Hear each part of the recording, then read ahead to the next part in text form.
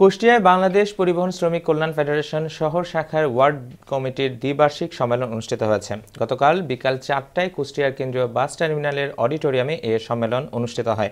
অনুষ্ঠানে কুষ্টিয়া শহর শাখা শ্রমিক কল্যাণ ফেডারেশনের সভাপতি লাকনুর রহমান বান্নার সভাপতিত্বে প্রধান অতিথি ও প্রধান আলোচক বক্তব্য রাখেন বাংলাদেশ জামায়াতে ইসলামের কেন্দ্রীয় মজলিসের শুরা সদস্য ও কুষ্টিয়া জেলা জামায়াতে ইসলামের আমির অধ্যাপক মাওলানা আবুল হাশেম। বিশেষ অতিথি হিসেবে উপস্থিত ছিলেন বাংলাদেশ পরিবহন শ্রমিক ফেডারেশনের যশোর কুষ্টিয়া অঞ্চলের সভাপতি ইদ্রিস আলী। এ সময় আরও বক্তব্য রাখেন বাংলাদেশ শ্রমিক কল্যাণ ফেডারেশনের কুষ্টিয়া জেলা শাখার সভাপতি এস.এম. মোহসিন আলী, বাংলাদেশ জামায়াতে ইসলামের কুষ্টিয়া শহর শাখার আমির এনামুল হক সহ আরও অনেকেই।